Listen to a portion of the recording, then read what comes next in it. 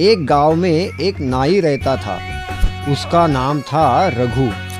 गांव के लोगों के बाल काटना, उनकी दाढ़ी बनाना, मालिश करना, ये रघु का काम था। इस काम से जितने पैसे रघु कमाता था, उससे बस वो अपना घर चला सकता था।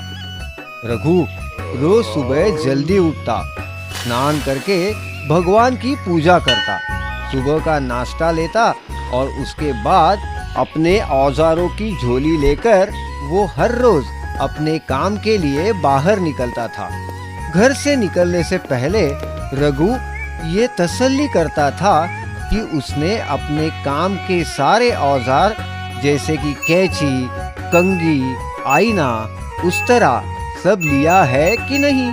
गांव में चलते फिरते ही वो आवाज लगाता था, ए रघु आया रघु, बाल कटवा लो, चंपी करवा लो, चलो रघु आया रघु। गांव का चक्कर लगाने के बाद वो एक पेड़ के नीचे बैठता था। आने जाने वाले लोग और गांव वाले पेड़ के नीचे ही रघु से अपनी हजामत करवा लेते थे। कह सकते हैं कि ये रघु की छोटी सी दुकान ही थी। एक दिन रघु ऐसे ही पेड़ के नीचे बैठा था। तभी एक गांव वाला उसके पास आकर बोला, अरे ओ रघु, अरे यहाँ क्या कर रहे हो? अरे सरपंच तुम्हें कब से ढूंढ रहे हैं, जल्दी से उनके घर जाओ, वो बहुत गुस्सा है। अरे बाप रे, हाँ, मैं तुरंत जाता हूँ, बताने के लिए शुक्रिया। रघु ने अपने सारे औजार जल्दी जल्दी थैली में भर दिए। तेज भागते भागते सरपंच जी के घर की ओर गया। चलो, आज सरपंच जी की चंपी, मालिश और दाढ़ी बनाकर बड़ी अच्छी कमाई होगी। उन पैसों से मैं नए कपड़े खरीद सकूंगा। थोड़ी देर में ही रघु सरपंच जी के घर पहुंचता है। अरे रघु, अरे आप आ रहे हो तुम? इतनी देर क्यों लगा दी? ये देख, सिर पे चिड़िया का घोंसला बन चुका है और दाढ़ी का भी जंगल बन गया।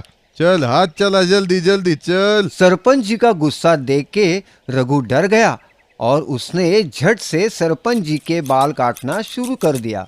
ए रघु, पता है ना तुझे, बाल काटते हुए और दाढ़ी बनाते हुए मूंछ को धक्का नहीं लगना चाहिए, और अगर कुछ गलत हुआ तब तेरी खैर नहीं, बिल्कुल समझ गया ना? अरे नहीं, आपकी मूंछों को कैसे कुछ होने दूंगा, आप निश्चिंत रहिए। सरपंच जी के बाल काटने के बाद रघु ने उनकी दाढ़ी बनाना शुरू किया।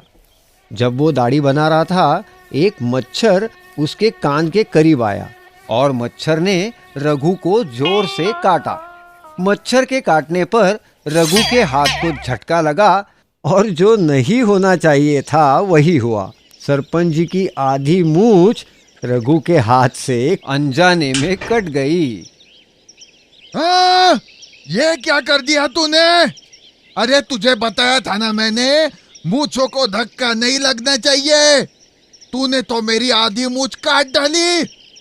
वो गधे, अब क्यों नहीं बोलता? अब ये सरपंच सारे गांव के सामने कैसे जाएगा? अरे नहीं सरपंच जी, मुझसे गलती हो गई, मैंने जानबूझकर नहीं काटी आपकी मूंछ, सच में। अरे गलती से हुआ हो या जानबूझकर, इससे क्या फर्क पड़ता है? मूंछ तो गई ना मेरी, तुरंत वापस थोड़ी आएगी। तू रुक, तेरी आज छिक्का भर लेता हूँ इधर। हाँ, डरे हुए रघु ने झट से अपने सारे औजार थैली में डाल दिए और वो वहां से भाग गया। सरपंच भी लाठी लेके उसके पीछे पड़ गए। भागते भागते रघु एक पत्थर से टकराया और उसके सारे औजार जमीन पे गिर गए। उसके थैली में जो आईना था वो तो थैली के अंदर ही टूट गया। रघु ने सारे औजार फिर से उठाए, कैसे तैसे थैली में भरे और फिर से भागने लगा। भागते भागते रघु जंगल की ओर गया। जंगल में एक बड़े से पेड़ पर चढ़ के बैठ गया। सरपंच बुढ़ापे की वजह से रघु का लगातार पीछा नहीं कर सके, पर जब वो जंगल पहुंचे तो उन्हें रघु मिला ही नहीं। अरे रघु, किधर छुप के बैठा है? अभी के अभी इधर आ, दिखाता हूं मैं तुझे। मैं तुम्हें ढूंढ लूंगा। अरे कहाँ जाएगा रे? अभी छुप कर बैठोगे, लेकिन कभी तो गांव वापस आओगे ना। तब दिखाता हूँ इस सरपंच की ताकत। तुझे बहुत पीटूंगा। जाओगे कहाँ? बहुत देर इंतजार करने के बाद गुस्से से सरपंच जी जंगल से चले गए।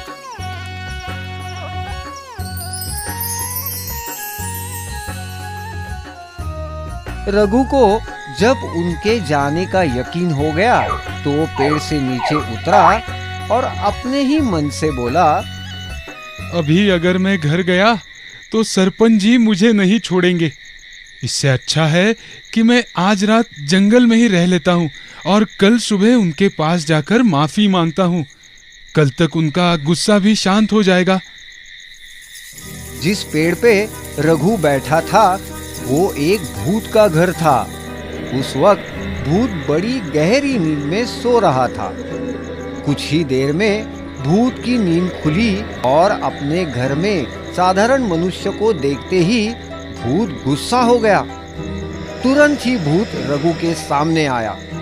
कौन हो तुम और मेरे घर में कैसे आए? अब मैं तुम्हें खत्म कर देता हूँ। वैसे भी मुझे बहुत भूख लगी है।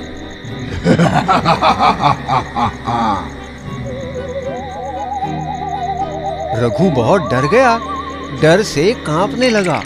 लेकिन उसने सोचा कि भूत मुझे मारेगा, ये बात तो पक्की है। इसका मतलब मैं जरूर मरूंगा। तो क्यों न एक कोशिश की जाए जान बचाने की। फिर रघु ने खुद को संभाला, एक बढ़िया युक्ति सोच ली और भूत से पूछा, ऐसा लगता है शायद तुमने मुझे पहचाना नहीं।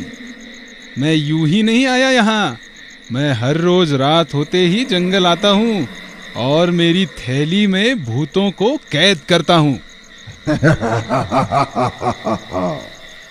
मुझे क्या पागल समझा है तूने? तुम कुछ भी कहोगे और मैं मान जाऊंगा। क्या तुम्हें मेरी बात ठीक नहीं लगती? चलो कोई बात नहीं, लेकिन मेरी एक विनती है तुमसे।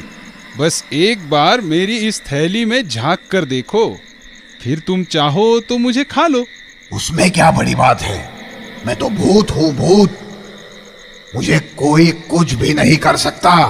रघु ने एकदम मस्त तरकीब लड़ाई थी। थैली में तो पहले से ही टूटा हुआ आईना था।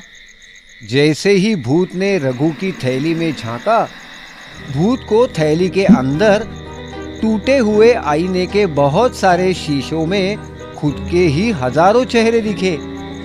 इन सारे एक जैसे भूतों को थैली में कैद देख ये भूत तो खुद ही बहुत घबराया।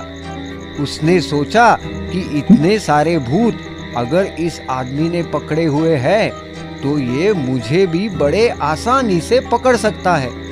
कैद होने के खौफ के कारण भूत ने कांपते हुए रघु नाई से विनती की। बाप रे बाप, आप तो महान हो। आपने इतने सारे भूतों को थैली में कैद करके रखा है। मुझ पर दया कीजिए, कृपा करके मुझे मत कैद करना। मैं मुक्त और निश्चिंत जीना चाहता हूँ। आप जो भी हुक्म करेंगे वो मैं सब बिन शर्त पूर्ण मानूंगा। बस आप मुझे इस थैली से दूर ही रखिए। ठीक है, छोड़ देता हूँ तुम्हें, लेकिन मेरी एक शर्त तुम्हें माननी होगी। जो भी आप हुक्म करेंगे मुझे मंजूर है सरकार।